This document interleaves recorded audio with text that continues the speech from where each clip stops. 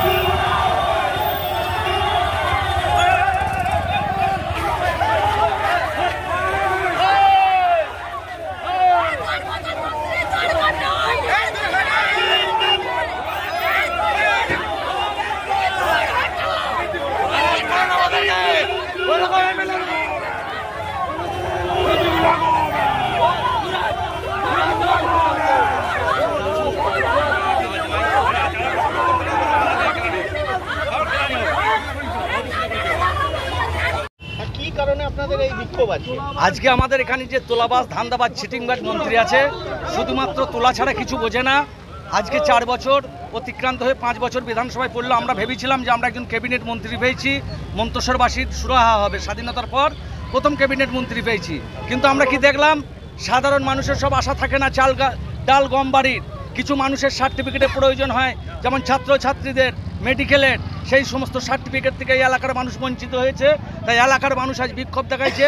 আজকে পরিযায়ী শ্রমিকের মতো তিনি এসছেন, কিছু তোলাবাজকে নিয়ে, কিছু গুন্ডাকে নিয়ে। মন্তেশ্বরের সাধারণ মানুষ আজকে 4 বছর পর আজকে দালালি করতে এসছে। মন্তেশ্বরের মানুষ এর জবাব দিচ্ছে।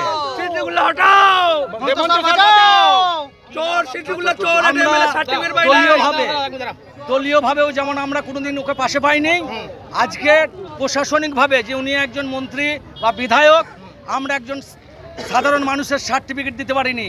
বিধায়কের কাছে সার্টিফিকেট আনতে গেলে বলেছে স্ট্যাম্প আনিনি। সাত গেছে উনি 2-1 দিন আসতেন, তুলে চলে যেতেন, কলকাতা যেতে বলতেন। সেখানে গিয়ে মানুষকে বলতেন নাপিত দিকে নখ বেড়েছে, তোদেরকে এখানে আসতে হবে। তাই সাধারণ মানুষ বহিঃপ্রকাশ এই ক্ষোভ সাধারণ মানুষ দেখাচ্ছে। আর সিদ্দিউল্লাহকে মন্তেশ্বরের সাধারণ মানুষ মানবে না।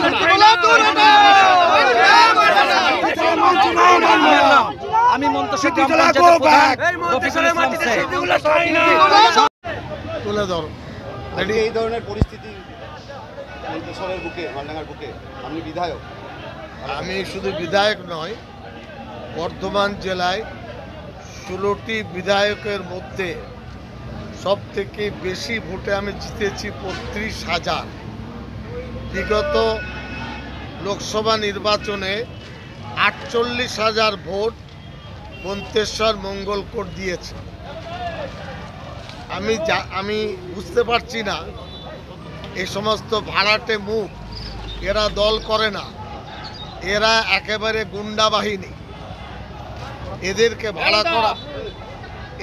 ভাড়া করা হয়েছে এবং তৃণমূল দলকে ধ্বংস করার, অপমানিত করার, মমতা ব্যানার্জিকে হেয় করার চেষ্টা হচ্ছে। আমার আজ থেকে একটা সন্দেহ তৈরি হচ্ছে যে এত শক্তি পাচ্ছে কোথায়? এদের সাথে মাওবাদীটা তো যুক্ত নেই, এরা শক্তি পেল কি করে? দলের ক্যাবিনেট মন্ত্রী কোন কাজটা আমি করিনি এখানে?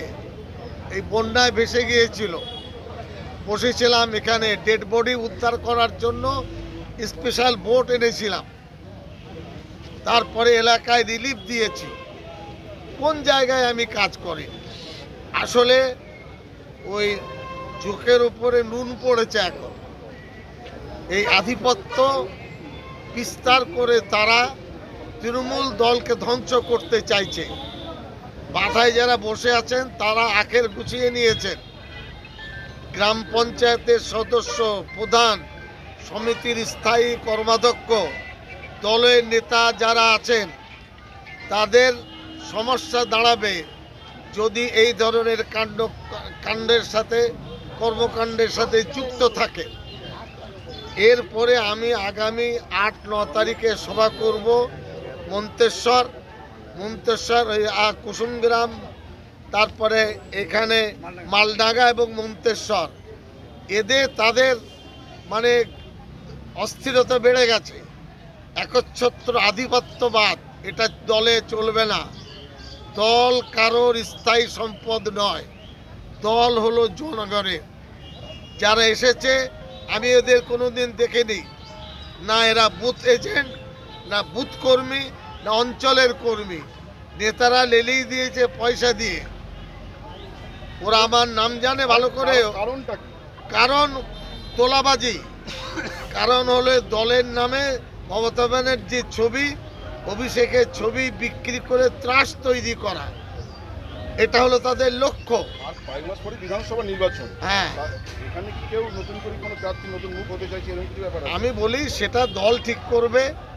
এখানকার মানুষ 2.5 লক্ষ ভোটার মন্তেশ্বরে। আমি 100% বলতে পারি এরা 2-4 জন, 50 জন, 100 জন, 200 জন তাদের পরিবার, এতে কিছু হবে না। ও আপনার স্রোতে ভেসে যাবে। আমি শক্তি দেখাইনি, দেখালে আমাদের কর্মীরা যারা পতাকা ধরে ভোট করে, এখানেও 1-2 বাহিনী আছেন যারা তোলাবাজি করে, তাদের গায়ে খুব লেগেছে, সামনে আসতে পারছেন না। এখানে যদি চৌধুরী সাহেব সভা করেন পরিস্থিতি আরও অনুকূলে হবে। আমি নিজে মুখ্যমন্ত্রীকে, অভিষেক ব্যানার্জিকে, পরবর্তী ক্ষেত্রে সুব্রত বক্সির সাথে চিঠি চাপাটি দিয়ে যোগাযোগ হয়। দুদিন আগে সুব্রত বক্সি ফোন করেছিলেন, বলে কে ছোকরার কে গোলমাল পাকাচ্ছে, এইভাবে আমাকে তিনি বলেছেন। আপনি নাম করেছেন কাউকে? আমি নাম করেছি এবং এরপরে মাথায় তো আছে কুসুম গ্রামের একজন ব্যক্তি, কত লেখাপড়া জানি না, গুন্ডা পুষে রেখেছেন। তিনি বুঝতে পারছেন না যে তার হাল কি হবে। আর তার সাথে যারা আছেন কোনো পঞ্চায়েত প্রধান সদস্য, তারা কি করবে সেটা সে ভাবতে পারছে না। আমি আবার বলছি, 2-4 নেতার আখের তারা গুছিয়ে নিয়েছে। আর এই সমস্ত নিরীহ ছেলে যাদের ভবিষ্যৎ আছে, এই উগ্রপন্থার সঙ্গে যোগসাযোগ, আমি ভয় করছি যে মাওবাদীরা এতে সুযোগ নিয়ে দলের মধ্যে ক্ষতি করবে কিনা। আজকে 2টোর সময় এসপির সাথে কথা, যাব বর্ধমান, এ কথা আপনাদের বলছি, এসপিকেও বলবো। এবং কিছু তালিকা আমার সামনে এসেছে, এই পঞ্চায়েতের মানুষজন দিয়েছেন, সেই তালিকা আমি এসপিকে দেব। এখানকার আইসি, তালিকাটা কিসের? আমি বলি, এখানকার থানার যে আইসি মন্তেশ্বরের, উনি যদি কঠোর হতেন, কারো বাবার সাধ্য হতো না কালো পতাকা দেখানো।